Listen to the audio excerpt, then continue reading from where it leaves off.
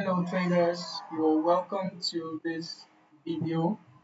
In this particular video, we are going to be discussing an effective gold trading strategy that you can add to your trading arsenal. It is a gold or in particular XAUUSD trading strategy, which if you are a fan of trading gold, you will find this strategy really useful.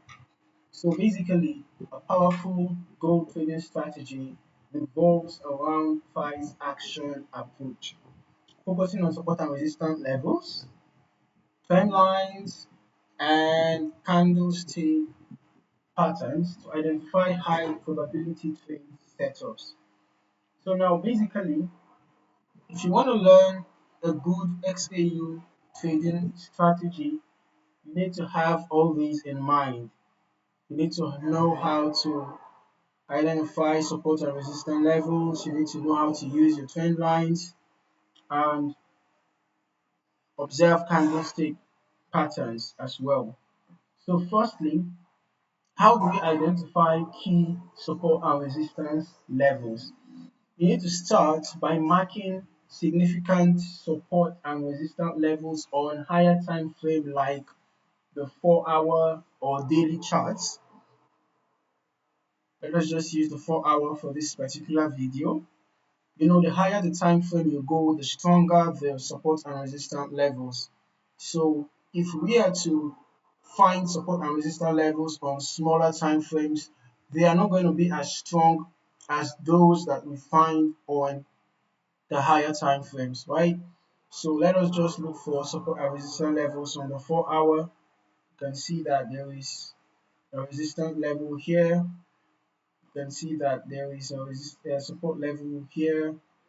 You can see that there's a support level here. Yeah, we can see that there is another level here. Okay, and it keeps on going like that. Remember, your SNL levels, support and resistance levels, are levels where you have multiple rejections, right? At least two rejections around that zone. These levels represent price zones where gold tends to reverse or stall, as we can see in these examples. So it gives you clues about where to enter and exit your trades. Okay. Now, another thing for you to do is to use trend lines to connect the highs and lows to determine if gold is trending, right? So in this example, we can see that gold was trending, okay, from this point all the way up to this point, although a bearish breakout later happened around here. But within this period, we can see that gold was trending. So now we are focusing on price action, support and resistance levels, trend lines for this strategy. Okay, so in an uptrend, the price makes higher highs, as we can see. This was a high, a low, higher highs and higher lows. You can see it's a bullish structure in an uptrend. On the other hand, in a downtrend, the price makes lower highs and lower lows, as you can see here, bouncing off the trend line, which was serving as a dynamic resistance. Okay, now as for entry points, we are going to be using price action signals. This particular strategy is focused on price action. So for entry signals, for a bullish entry, let's go to this one example. For a bullish entry, we want to look for a good bullish candlestick pattern. A bullish candlestick pattern could be a pin bar, could be a bullish engulfing, any bullish candlestick pattern at all. So having already drawn our support and resistance levels on our trend line, let's say we are looking for a buy opportunity somewhere around here. We can see that the price bounced off the trend line around here, and then this horizontal support level this horizontal support level and the trend line, both of them rejected price. Price got rejected at that level. On top of that, we had a strong bullish candle form right after that rejection. We can see this rejection happening. This doji, although this doji has quite a big body, but we can see this doji forming here. And remember that the doji pattern indicates reversal. So the doji formed right around this support level, and then after that we had a strong bullish candle, without a wick. You can see that there is no wick below the candle. So this was a strong bullish candle. So it would have been an additional confirmation for a buy. So we could have considered entering a buy around here, setting our stop loss right below here, and our take profit can be at the nearest resistance level. This would have been the nearest resistance level, but if we had entered here and exited here, the risk to reward ratio is low. So we should be considering a higher resistance level.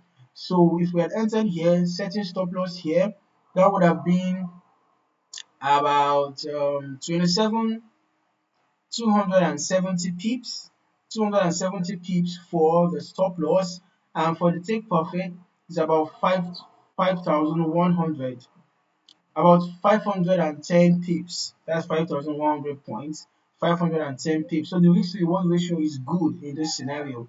So we would have considered here as our take profit level. Now for a bearish trade, we'll just look for a bearish candlestick pattern just to add to the confirmation. Now we can see that a gravestone doji formed around here. Now remember that a gravestone doji is a bearish pattern, it's a bearish continuation pattern. So we can see that, or a bearish reversal, we can see that the doji formed right after price bounced off the trend line. So it would have been an additional confirmation. We would have entered our sell here, set our stop loss right above the dynamic resistance or above the doji, and then we would have considered using the nearest support level if it gives us a good risk to reward ratio. If not, we have to extend to the next support level. So we have a support level around here. So had it been we had entered around here right after the doji, stop loss above here about 70 pips, take profit about 260 pips. That was a great risk to reward ratio. So our take profit could have been somewhere around this support level. Now, make sure that you always observe good risk management, okay? As for your risk per trade, you might want to, it's dependent on you, but you might want to limit your risk to no more than 2 to 3% of your account per trade. Remember that gold is very volatile, okay? So you have to try to limit your risk in order not to end up blowing your account. This means using appropriate lot sizes and stop losses, okay? And try to always place a stop loss below a support for buys or above a resistance for sells, okay? Because price can always fluctuate, and a good place for setting stop loss for buys are below support, and a good place for setting stop loss for sells are above resistance. Now, and for your take profit targets, considering risk management, it is usually good that you aim for a risk to reward ratio of at least 1 to 2. If you are risking $1, you might be targeting $2. If you are risking $10, you might be targeting $20. If you are risking $100, you might be targeting $200, right? Now, try to also avoid over leveraging, okay? Using high leverage can quickly lead to large losses. So you might want to stick to reasonable leverage like 1 to 100 or 1 to 200. And try to always time your entries, because gold can be very volatile during certain times, right? Especially during major news releases. So the best time to trade gold are during the overlap of the London and the New York sessions when volume is the highest. Okay, so that is that for this particular gold strategy, XAUUSD strategy. By sticking to this disciplined approach, focusing on strong price levels and managing your risk carefully, you can be able to improve your chances of making good trades on XAUUSD. So I hope you found this video insightful. Kindly like, subscribe, and click on the notification bell so you get updated on more videos for more trading insights. So cheers and happy trading.